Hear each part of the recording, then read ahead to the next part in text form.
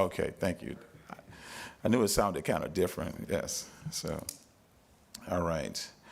We have Chief Mathis is present, and Mr. Matt is present. So, all right. And of course, the chair, Ms. Catherine White, is out today. And was the meeting advertised? Yes, the meeting was advertised in the Pensacola News Journal on April the 2nd in the board's weekly meeting schedule. Thank you, ma'am. And so we need approval of the previous board meetings from February 18th. So have we had time to look over the minutes from the previous meeting? And are there any changes or amendments to the minutes? Yes, I'm Madam gonna need Finger, I'll make a motion to approve the minutes as they are. I second the motion. Okay, got a motion and a second, and so move. Y'all ready for the vote? Okay, let's vote. Aye. Okay, all in favor? As that motion carries. And so now, do we have any public speakers? No public speakers? This one's gonna go pretty quick, I hear. Okay.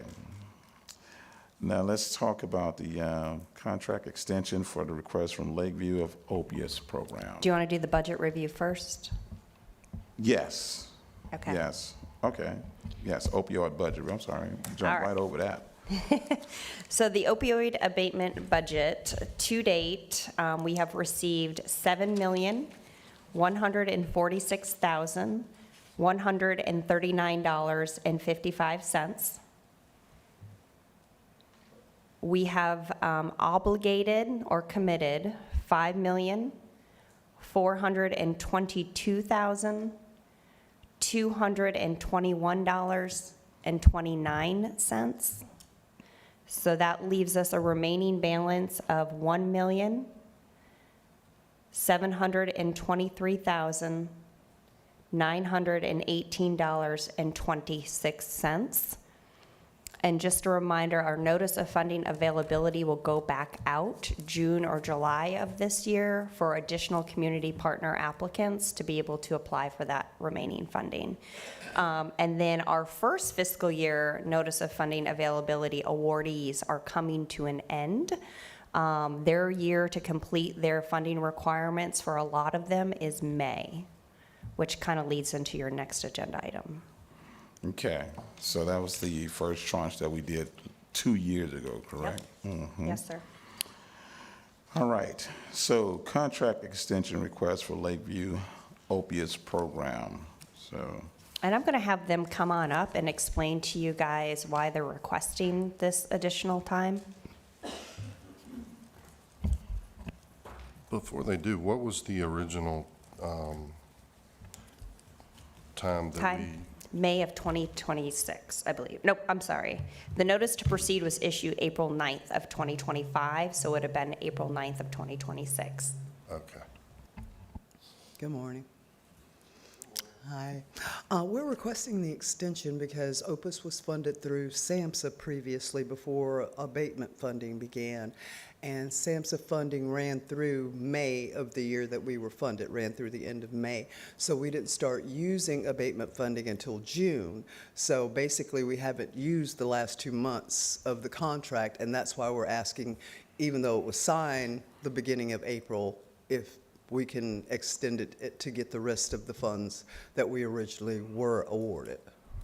okay, so on here, I see the funding, so that extends it, you want an extension until June? Is that what I'm getting? Through the end of May, yes. Through the end of May, because it would actually expire at the 1st of May, is that correct? Yes, so their funding, they actually did not apply for this next fiscal year for any opioid abatement funding because their original funding is back. No, we're looking for SAMHSA funding to return, it's not definite. Okay. Short explanation, Dr. Williams, my previous supervisor, He thought that since there was, we kind of had a heads up that SAMHSA was going to re-release the risk reduction funding that Opus was awarded under previously. So he thought versus the program being committed to doing opioid funding for another year, to allow other agencies to be able to access some of that money, since we would probably be a good shoe-in for the SAMHSA funds. And of course, that was all before the current HHS head and all of the changes that they're making with which grant notifications they're allowing to go through. So that's up in the air. Okay, so just to make clarification for any people that's listening to the public, to get understanding of this, is that the only reason why you basically the extension is because under the agreement, it had to been used by the 1st of May, is that correct? April The- 9th, 2025. By April 9th of 2025. So yeah, I don't see a problem with that. I just want to, just clarification, because people that may have questions that may be watching in the public, and there are people that watch. I get stopped all the time and say, hey, we seen you in the board meeting. There are people that actually, that watches this and pay attention to what's going on. So I'll make a motion that they receive the funding extension through May of 2026. Well, you can't make the motion. Oh, yeah. Because you're the boss man. All right. I'm a little ahead of myself. Okay, so can we get a motion or there? Make the motion that we extend the Opus. Madam Finger, second.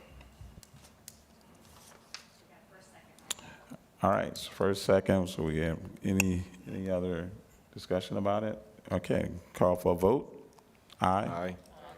Okay, motion carries unanimously, so congratulations and thank you for what you do. Thank you very much. Okay, so now we have the reporting for the fiscal year of 2024 to 2025 funding availability awardees. So this is where, so, all right. So we have Community Health of Northwest Florida come up and tell us about all the great things you did. Well, I'm happy to say we, I believe Thursday or Friday, submitted our final invoice for this funding cycle. We are graciously giving back a little over $1,000. Couldn't back into that and couldn't make the numbers work. We wanted to use it all, but we couldn't. But no, happy to turn it back over. And then I also sent over our holistic Q3 report. So it covers from June of 2025, I'm got 3 fiscal years rolling in my date, from June to 2025 through end of March. And so that showed cumulative numbers of individuals that we've got in our care. Nice. So, so from the first time that you come here until now, I mean, this is the first fiscal year. So what is great, some of the things that you basically was able to accomplish with this funding since inception, because we've been hammering through this thing for about, 3 years now? So we've actually accomplished a lot. So thinking back when CORE started, the first year and a half out the gate, and Joey can attest to this, it was kind of slow rolling. And then really when the Opioid Abatement funding came on, we had just cracked the 200 person mark as far as our empanelment. So we define empanelment as active patients who've been in our care for an appointment at least once in the last 90 days. In Escambia County alone, we're up over 350 in our Escambia County empanelment. And then this is not to do with the Escambia Opioid Abatement, but the reality was for a while, Escambia County had CORE, Santa Rosa didn't. And so we had a lot of people that were coming across the, one step over the line, Lord Jesus, and getting care in Escambia County, sorry, song reference.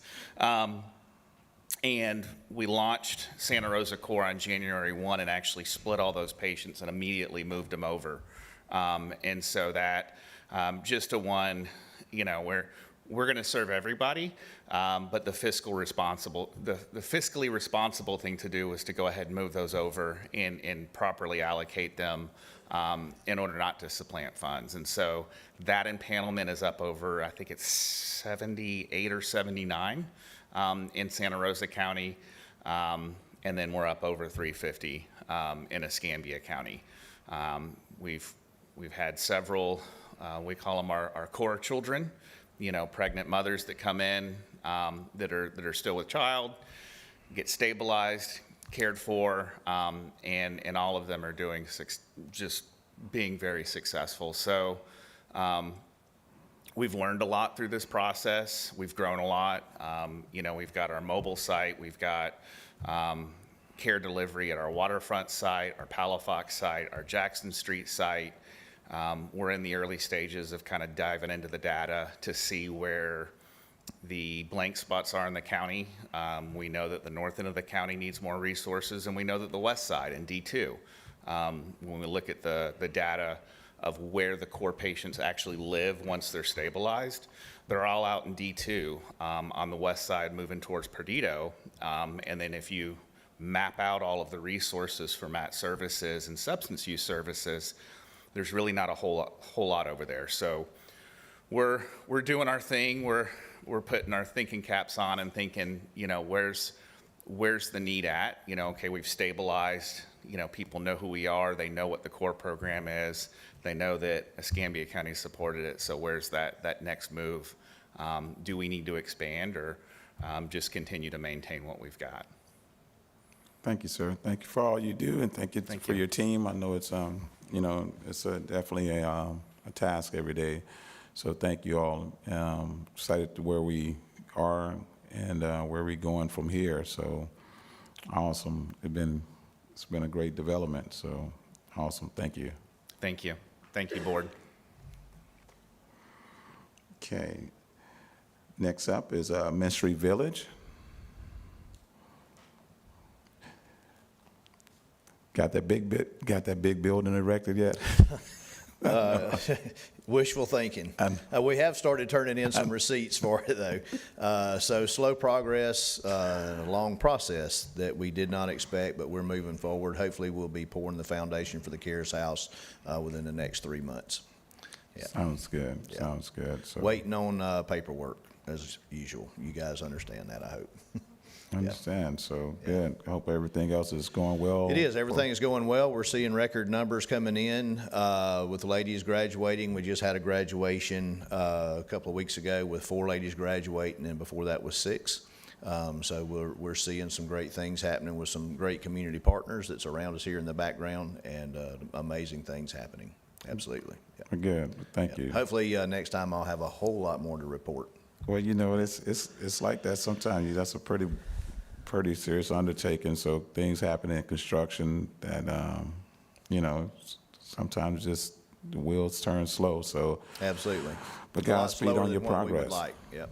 Thank you. It's kind of amazing to me that they can tear down a whole shopping center and erect a Costco faster than we can pull permits. I don't get it. So what are you finding the most complex thing that's holding you? Engineering, that type of thing, drawings, mechanical drawings, and all of that. Yeah. Okay. Yes. Yep. All right. Thank you. sir. Okay. I think we just heard from Lakeview Opus, so you're back up to give a report on your progress. And I think you guys, when you came up, you had added staffing and whatnot to your program. We haven't added any staff. We still have the same original 3 staff on. We have our test site coordinator, our environmental specialist, and our peer educator still. Okay. And for the February and March report, the ladies distributed 62 boxes of Narcan, 44 packets of fentanyl test strips, which we pack those in 2s, and 4 wound supply kits, and they only conducted 2 hepatitis kits and 3 HIV tests, and 3 HIV tests. For this reporting period, because we're packing to move offices. Lakeview's moving us to main campus from the office that we're currently in because the city bought that office, that building. So we're being relocated. They did conduct, 8 education sessions, which included the county jail sessions that they do, and 2 of Lakeview's programs, our SRT program and our Villas location. And and 73 total contacts for outreach, for street outreach. 73, so, okay, your team deals with the adult side, correct? Yes. Okay. Yes. All right. And mostly on the street, you know. We do a lot of homeless interventions, prevention with them, infectious disease education, as well as OD and opioid education. So we kind of, you know, mix them together and provide the free testing and hope that kind of brings them out. So when you do the Narcan and the test strips, are these people that, when you say you distribute it, are you have like designated place you go, or are these are people that you have coming in contact on the street? on the street, Street outreach. that you're basically outreaching and Yes. Yes, that Okay. wouldn't necessarily come into an agency to access those supplies. okay, so boots on the ground. Right. Okay. Yes, sir. That's what we do. But thank you, ma'am. Thank God you. bless and Godspeed to you all. Thank you. And the cat team, Lakeview Cat.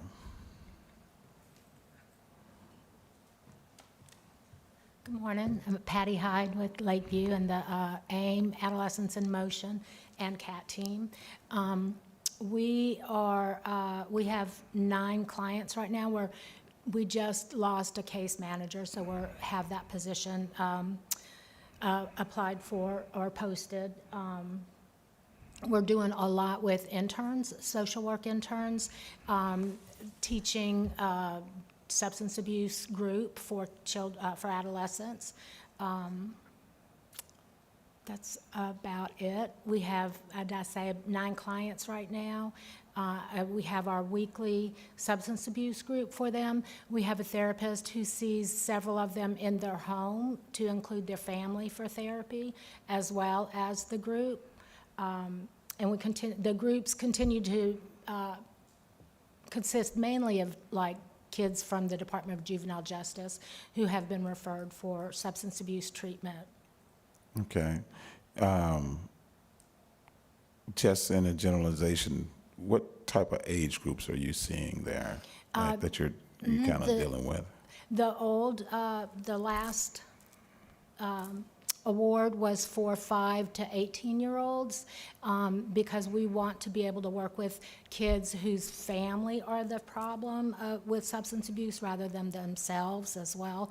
So, but this new contract is for 13 to 21-year-olds. We wanted to really capture that young adult once they've turned 18 and kind of left home and partied some, maybe want to come back and get some resources for employment.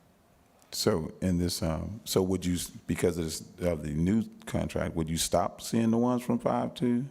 We never really had any from that age group, so I didn't feel Okay. like we would lose anything. Even from the previous substance abuse group that we had, Trace, Okay. we also changed that age group at about the same time. And so this group of 9 that you have right now, what kind of ages are you kind of? They're 13 to 18 right now. 13 to 18. Interesting. And so what we've done is we've had to break up the groups into 2 different age groups just so we don't combine that. One of our interns, our social work interns, just went out to all the middle schools. We had gone out to the high schools, of course, and made contact, but she went around to the middle schools in Escambia County. Okay.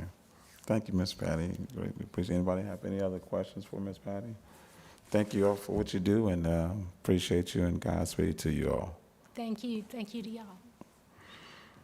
Okay, so, I'm just going to, before we move on to this number 9, just want to say thank you all to everybody that's in that first 2 years that we was here and battling it out, and that we was trying to get some structure to this and some some footing to this, and that stepped up and for the call of duty, because I know what you guys do is not easy. So thank you all for all you do, and thanks for hanging in there. Appreciate you all. Hey, Vice Chair, I think we skipped EMS. Did we? Oh, no, EMS Corps. No, he can't. Did we? Oh, Joey, you think? I'm sorry.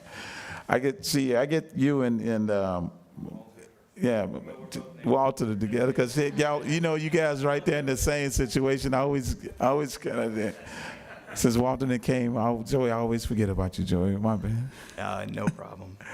So we've been extremely successful.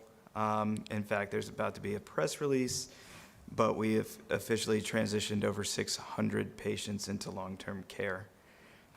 We have maintained our relapse rate at 87% success for us. Only 59 have relapsed to return.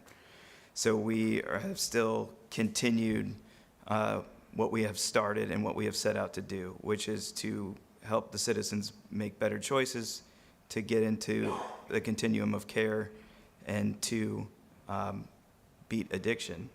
It's a lifelong struggle, but a lot of our patients have proven that with the right investment, it is possible. And I believe that when the ME data comes out, we're going to show that we have reduced fatalities because of the work of this board and because of the people behind me. So that's for everybody. Thank you, Joey. Joey, you were like one of the first people that I've met when we first started this. Went over and met with you and the former chief, and it was eye-opening. And when you all sat over there and gave that that aggressive idea of starting from encounter all the way through treatment and beyond, I thought that was a serious, tall order. And that you said that you only had at that time, I think it was like maybe 3 or 4 people that you're gonna go and do all these calls, and then you're gonna take them and you're gonna meet with them, and you're gonna call them every day, and you're gonna walk them all the way through, and then you're gonna do this. And I was like, okay, and here we are, a couple of years later, 2-3 years later, and you all are doing it. You've expanded. You get your new vehicle the last time? The PO goes before the board on the May agenda. So we On the get May. the approval, and then we still, because we're a county agency, still have to go back. We still haven't gotten. Yeah, They still waiting on it. it's not a rule. What? Yeah, So, but we will. We're getting there. And I tell this story all the time, but from a person that actually personally, after they, came here, I actually had to personally call them for a friend of mine's son, and their response time was unbelievable. Matter of fact, I think he asked me, "Hey, you want us to go out today? You want us, and I called them back, and they said no." So they came out the next day, and the young man, he's, it's been a rocky road, but he's getting his footing back. So I talk to his dad all the time. He's getting his footing back, but I thought it was just super special to be a part of this situation, and I probably would have never known about your core program or your response team had not been for this particular board and being in this environment. And so it was super special. And so you're hitting 600? Is it 6? It's actually 614. This year or when?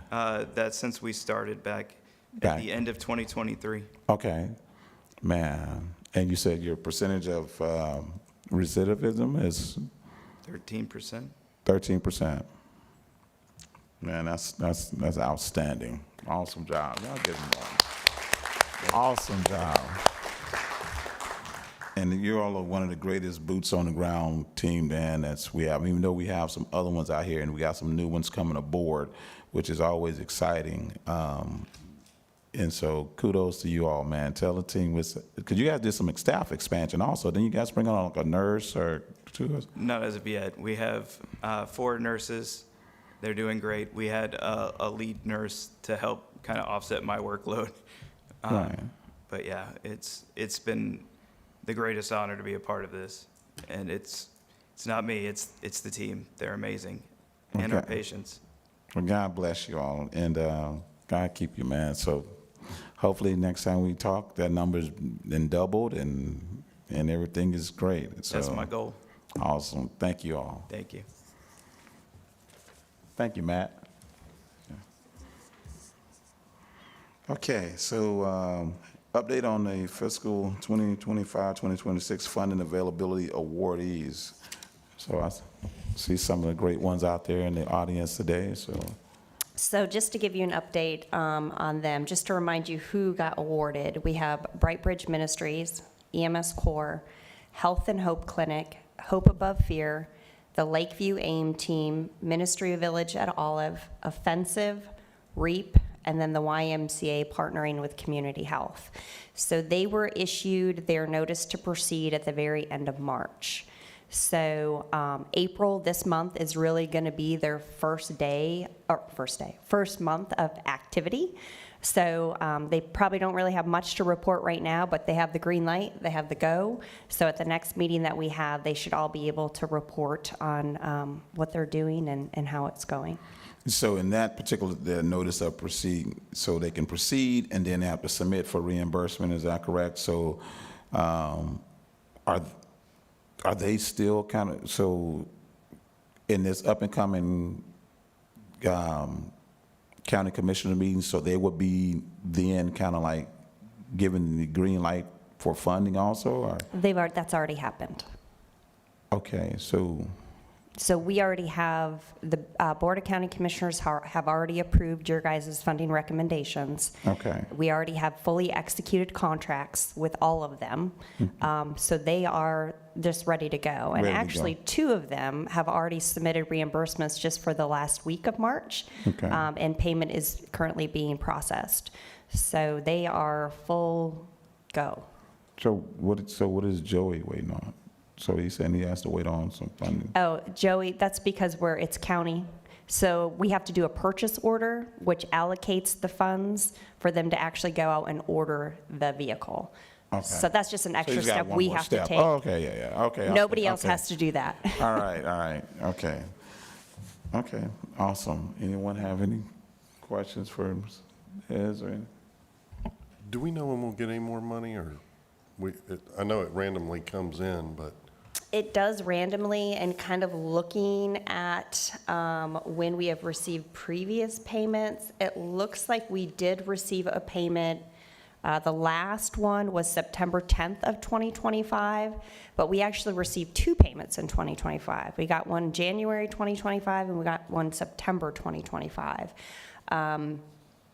So we haven't received any in 2026 yet, but I'm assuming we will receive at least 1, if not 2. But when I look at the dates, the first one was July, the second one was February, then January, then September. I mean, there's no method to the madness. But with that being said, we do have 1.7 million just sitting there for our next round of notice of funding availability. Okay, awesome. Is there any, so can I ask one thing? Because we're getting these numbers of assistance and people are helping all at once. Could it be possible if we can kind of like get a total from everyone and kind of like add that up to say, to the public, hey, from this board action, this is the total number that are impacting or have been in contact or helped throughout this last, from the fiscal year, because everyone comes up and they give this number, and it's kind of hard for me to keep all that in my head, the ones that's, so just say like, as a total, like this is how many people totally that we have helped, affected in Escambia County with this funding or whatnot. Yeah, so we could probably do that by fiscal year and then an overall total. So in 2023, this is the number of people we've touched, 2024, 25. The other thing that Lauren and I are working on is annual reports. So right now, our very first awardee group is about wrapping up. So what we're gonna do is put together an annual report of those awardees to be able to share to you guys, and then we'll have our CMR do a press release, which usually the city of Pensacola picks up on too. And then we'll do another one for the next group of individuals, and then kind of keep a master so that we can kind of keep track of what we did with all of these funds. Because I get asked that sometime when I'm out and about, and I say people, and they say, okay, exactly what do you all do? And I try to explain it to them, like, where we're not, some people get us to thinking that we're the ones that are putting all this in motion, like we manage all these people and we manage these agencies and things of that nature. And I try to know that's not what we do, because, and then they say, well, who do you help? Because I don't ever, and then I have to go down the list of, well, this agency, and this, and it's, well, where are they at? Because I don't ever see them out in the community, this, things of that nature. And then I get that question, well, how many people y'all, you've helped? And that's where I get stuck. So, Yeah. so We can put together, we could probably even just do we could do a comprehensive report, but also even maybe just a one-page summary that just, these are the agencies that were awarded during this year. This is just a quick snapshot of what they do, and then here's our total people we've touched. Probably would be easiest for talking points. And the people at the city, they really like that too. From last time I had to go down and give a report, so they, so that would be exciting to know also. Sure. Okay, any new business? Okay, so on this date, I have a projected date of June 8th as the next meeting. Chief Matthews, I know you're selling around the world a lot, so would the June 8th work for you? Okay. Matt? Ms. Rodriguez? She's going to be out of town. The only other person that we would have to check with is Miss Catherine White. So, Yeah, we can do that behind the scenes, and then if we have at least a quorum, we'll be okay. okay. Would you be okay with that? Okay. We shouldn't be voting on anything. All right. It's probably be just some reporting, whatnot. So, welcome, Miss Rodriguez. Thank you. And you're, with that said, so we'll let everyone know when the next date, once we check with Ms. Catherine to see if we have a quorum for June 8th. With that being said, God bless, Godspeed, and you all have an awesome, awesome day. With that, meeting is adjourned.